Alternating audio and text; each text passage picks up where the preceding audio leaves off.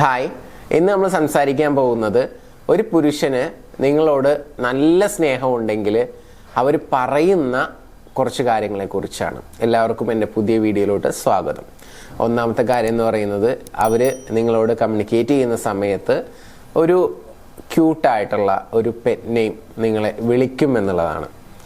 അത് സാധാരണ ഓരോ ആളുകളും വ്യത്യസ്തമായിട്ടാണ് വിളിക്കാറുള്ളത്. ഒരു സ്പെസിഫിക് ആയിട്ടുള്ള പേര് എനിക്ക് പറഞ്ഞു തരാൻ പറ്റത്തില്ല. അവർക്ക് അത്രത്തോളം ഒരു ഇഷ്ടം തോന്നുന്ന രീതിയിലുള്ള ഒരു പെറ്റ് നെയിം ഇടും. ആ പെറ്റ് നെയിമിലായിരിക്കും നിങ്ങളെ അധികവും വിളിക്കുന്നുണ്ടാവുക.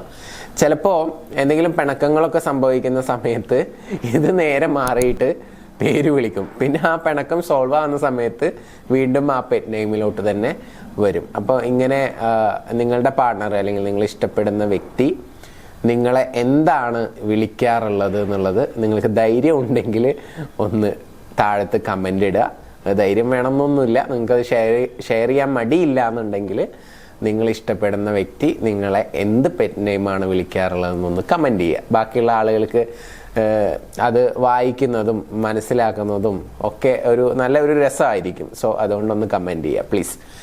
ഇനി രണ്ടാമത്തെ ഒരു സൈൻ എന്ന് പറയുന്നത്, നല്ല ഇഷ്ടമുള്ള ആളുകളാണെന്നുണ്ടെങ്കിൽ അവർ എന്തെങ്കിലും അവരുടെ മനസ്സ് വേദനിക്കുന്ന അല്ലെങ്കിൽ വേറെ എന്തെങ്കിലും കാരണങ്ങൾ കൊണ്ടായിരിക്കും, നിങ്ങൾ കാരണത്താലൊന്നും ആയിരിക്കില്ല, ഒരു വിഷമം വരിക അല്ലെങ്കിൽ ഒരു മനസ്സിന് സുഖമില്ലാതിരിക്കുക, അത്തരം ഒരു അവസ്ഥയൊക്കെ വന്നു കഴിഞ്ഞാൽ നിങ്ങളോട് ഓപ്പണായിട്ട് പറയും. അവർ അങ്ങനെ അത് മറച്ചു വെക്കാനൊന്നും നിൽക്കത്തില്ല. അത് നിങ്ങളോട് ഓപ്പണായിട്ട് പറയും, ഞാൻ ഓക്കെ അല്ല, എനിക്കിങ്ങനെയൊക്കെ പ്രശ്നങ്ങളുണ്ട്. അപ്പോൾ നിങ്ങളത് കേൾക്കുകയും ഒരു താങ്ങായി നിൽക്കുകയും എന്തെങ്കിലും സൊല്യൂഷൻസ് പറഞ്ഞു കൊടുക്കാൻ സാധിക്കുകയും ചെയ്യുകയാണെങ്കിൽ അതവർക്ക് ഭയങ്കര എനർജി ആയിരിക്കും. ആ ഒരു ഫീമെയിൽ എനർജി അവർക്ക് കിട്ടുന്നത് വളരെയധികം സപ്പോർട്ടീവ് ആയിരിക്കും എന്നുകൂടി ഓർമ്മപ്പെടുത്തുന്നു. സോ രണ്ടാമത്തെ കാര്യം, അവരുടെ വിഷമങ്ങൾ നിങ്ങളുമായിട്ട് തുറന്നു പറയും, അത്രയും ഡീപ്പ് ലവ് ആണെന്നുണ്ടെങ്കിൽ.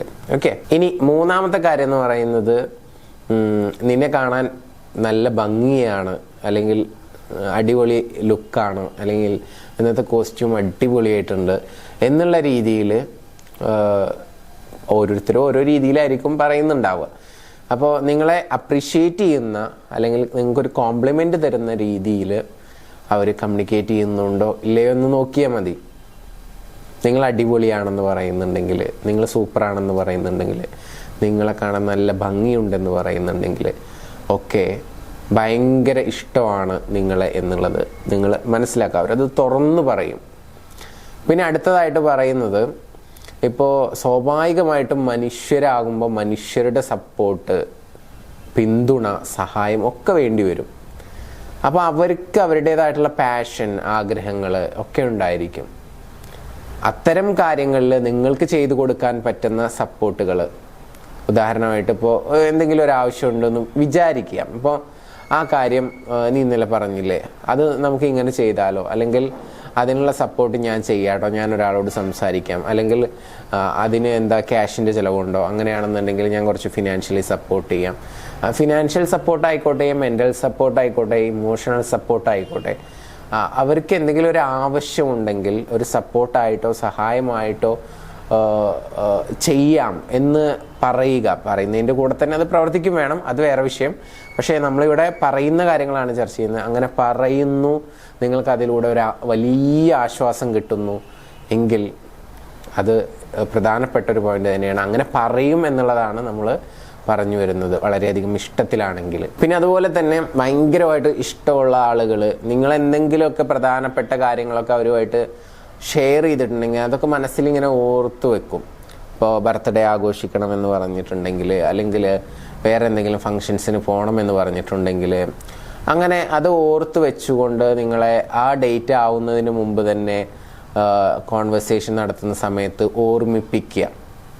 എന്ത് കാര്യമായിക്കോട്ടെ, ചില കാര്യങ്ങൾ നിങ്ങൾക്ക് പ്രധാനപ്പെട്ടത് നിങ്ങൾ മറന്നു പോയിട്ടുണ്ടെങ്കിലും അത് ഓപ്പോസിറ്റ് നിൽക്കുന്ന വ്യക്തിയോട് ഇതിനു മുമ്പ് എപ്പോഴെങ്കിലും പറഞ്ഞിട്ടുണ്ടെങ്കിൽ അത് ഓർമ്മപ്പെടുത്തുന്നുണ്ടെങ്കിൽ അവർ നിങ്ങളെക്കുറിച്ച് ചിന്തിക്കുന്നുണ്ട്, നിങ്ങളെ ഭയങ്കര ഇഷ്ടമാണ് എന്നുള്ളതാണ് അതിൻ്റെ അർത്ഥം നമ്മൾ മനസ്സിലാക്കേണ്ടത്. പിന്നെ അതുപോലെ തന്നെ ഭയങ്കര ഇഷ്ടമുള്ള ആളുകൾ എപ്പോഴും ചോദിക്കുന്ന രണ്ട് കാര്യങ്ങളുണ്ട് കോൾ ചെയ്യുമ്പോഴൊക്കെ. അത് ഒന്നിതാണ്, എവിടെയാണ്, രണ്ടാമത്തത് എന്താ ചെയ്യുന്നത്.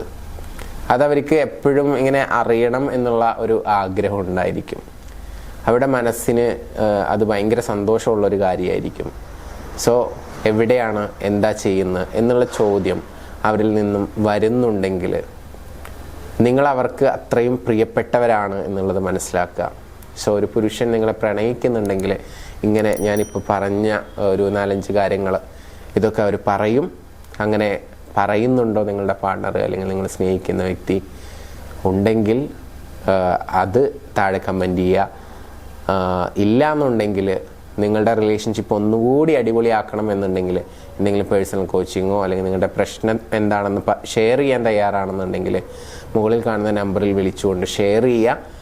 എന്ത് ചെയ്താലാണ് നിങ്ങൾക്ക് നല്ല രീതിയിൽ നല്ല കെമിസ്ട്രിയോടുകൂടി ആ ഒരു റിലേഷൻഷിപ്പ് അടിപൊളിയായിട്ട് മുന്നോട്ട് കൊണ്ടുപോകാൻ സാധിക്കുക എന്നുള്ള ഒരു ഗൈഡൻസ് തരും. തീർച്ചയായിട്ടും ഞങ്ങളുടെ ടീം നിങ്ങളെ സപ്പോർട്ട് ചെയ്യുന്നതാണ്. അപ്പോൾ ഹാപ്പി ആയിട്ടിരിക്കുക. എല്ലാവർക്കും നല്ല സന്തോഷകരമായിട്ടുള്ള ഒരു ബന്ധമുണ്ടാവട്ടെ. ഒരുപാട് നാൾ സന്തോഷത്തോടു കൂടി ജീവിക്കാൻ സാധിക്കട്ടെ എന്ന് ആശംസിച്ചുകൊണ്ട് പ്രാർത്ഥിച്ചുകൊണ്ട് ഇന്നത്തെ വീഡിയോ ഞാനിവിടെ അവസാനിപ്പിക്കുകയാണ്. Thank you. നമസ്തേ.